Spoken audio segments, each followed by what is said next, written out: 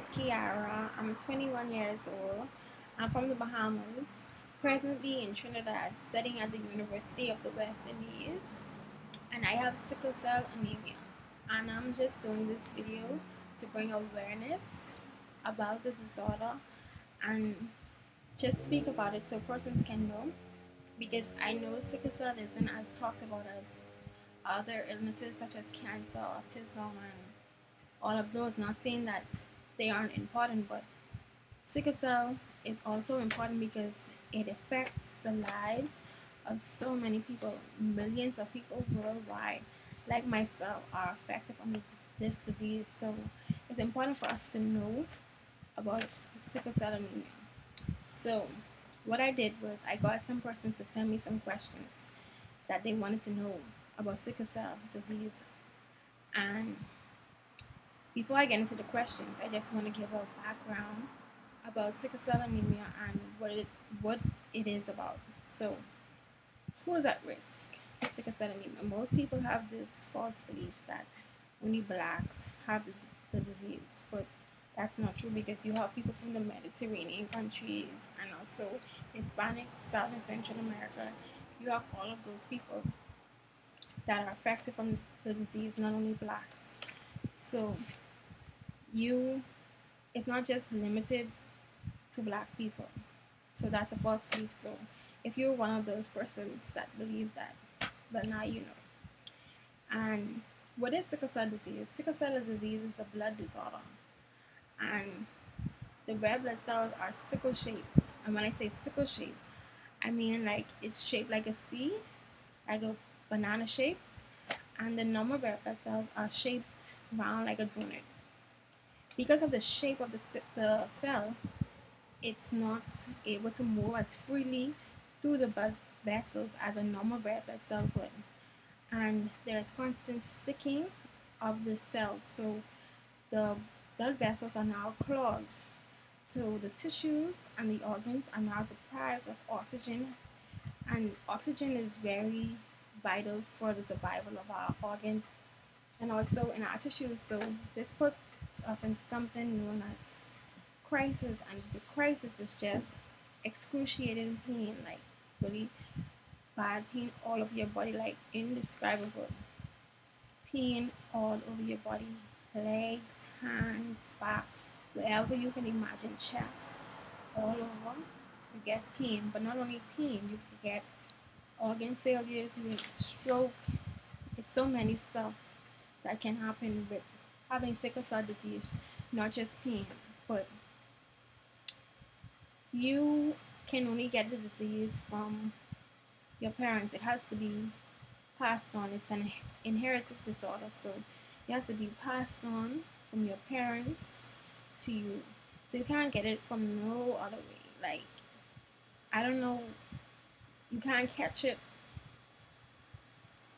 It's not that type of disorder. You have to inherit it. So that's why it's important for us to know our status, because a lot of times we don't know, and then we have to trade. You may have to trade. Your partner may have to trade, and now you have a child that has the disease because you didn't know. So it's important for all of us to know what our status is when it comes to sickle cell anemia. You don't only have to get tested for um, HIV. It's not important. It's important to know HIV status. Sorry, but I meant to say that it's not the only thing that you need to know. It's also important to know your sickle cell status. You may have to trade. You need to know if you have to trade, so that we can together stop sickle cell anemia, because I saw this post on Facebook. It had stop sickle sex, and what it meant was that stop having sex with a person that you don't that has the trait. You have the trait, and the person has the trait, and you come together and you have a child, and now you have a child that has the sickle cell disease, or you could have the illness and the person has the illness, and you come together and you have the child has the disease. It's passed on like that. So if you know that you had it, you can prevent it. You can speak with your doctor, and there's all type of various ways that you can prevent your child from getting the disorder gene therapy and all of these uh, research is being done to prevent it from the child is in the mother's womb. With that, and now I'm going to go into the questions that were sent to me. What age was I diagnosed? And did I understand what was going on then? And do people make me feel any different growing up as a child? Well, first question, what age was I diagnosed? I was diagnosed at the age of, I think my mother said 2. I was young, I don't remember, but I think 2. And well, when I was first diagnosed, she said that I had a really high fever and nothing she did would stop the fever. So she carried me to the hospital and they tested me for sickle cell, I assume, and found out that I had sickle cell anemia. But at that point, I know for sure I didn't know what was going on at 2 years old. I don't even remember 2 years old, but like I could go back to primary school. I can remember some stuff from primary school. I remember missing days from school and stuff, but I don't think I really knew what was going on. I think I knew I had sickle cell, but I didn't really know what sickle cell was and what it was about. All I knew that this thing that I had was causing me pain, and I wanted it to go at that point in my life. But as I grew older, yeah, I did research and I learned more about the disease. Um, did persons make me feel any different? Mm, well, not really. But when I was a child, my mother, but not only my mother, but I couldn't do everything like everyone else. And I wanted to. I wanted to go run up and down and be free like the other kids, but I just couldn't. I know it was, I did, at that point in time, I didn't understand that it was for my good. But I mean, as I grew older, I realized now. But at that point in time, I not even hearing that. I just want to run up and down. I just want to have fun and be a child. And it really hurt because like when everybody else gonna do stuff and go in the pool and the beach, I had to sit there and be bored. But it was, it is what it is. But as like I say, as I grew older, I understand now that those things were for my benefit and not to harm me, but to my good. And I thank my mother for that. Um, how do you overcome the pain? That's a good question. I don't even know myself how I overcome the pain, but I would say through God because sometimes I would be in so much pain. I can remember one time I was in so much pain, my legs hurt.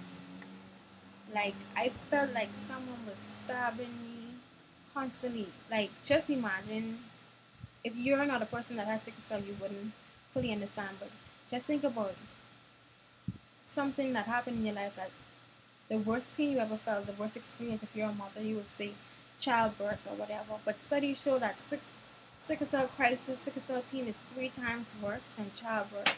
So just imagine something worse than childbirth. Just imagine something worse than hitting your hand in the door, somebody smashing your hand in the door. Something worse than that. Like it felt.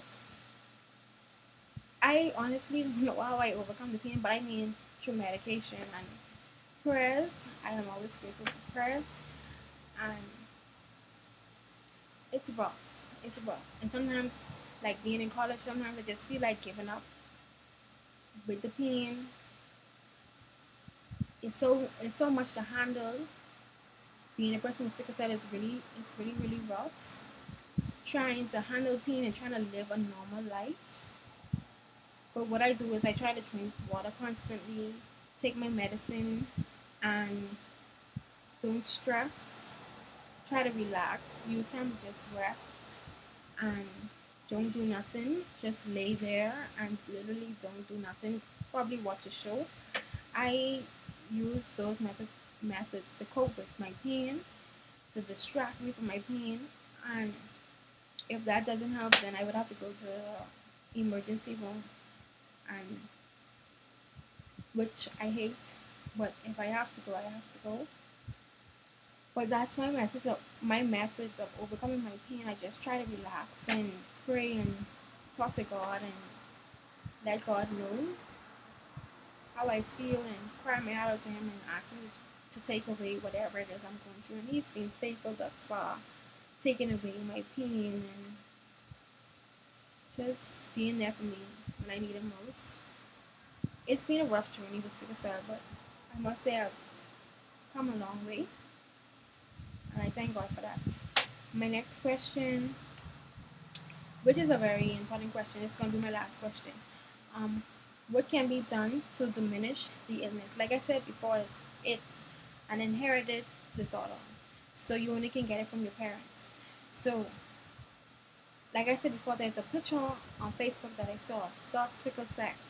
That's why it's important to know your status. Go out there and get tested. If you are dating, you and your partner are thinking about having a child, y'all go to the clinic, go wherever the nearest doctor's office, and ask to be tested for sickle cell anemia trait. Ask to see if you have the disease or you have the trait. Just know your status. Because if you know your status, you and your partner know your status, that's your status, you can prevent having a child born into this world with sickle cell anemia, because you can consult your doctor and speak with your doctor and let your doctor know, well, we are considering having a child. We both have the trait or the disease or whatever it may be, and you can discuss measures that can be taken to prevent your child from being born with the disease. That's why it's important to know your status for sickle cell.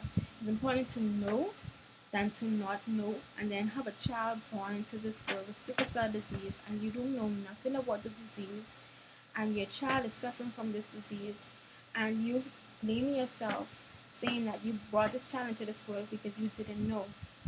That's why I'm here. I'm advising you to go there and know your status. So I'm going to end on that note, and stay tuned for my upcoming videos. I'm going to speak more about sickle cell. If you have any questions, you can email me. I'll put my email to the bottom, and also you can send me a Facebook message. My Facebook message is Kiara McClure. I will have my link to the bottom as well on the YouTube page, so you can message me on Facebook.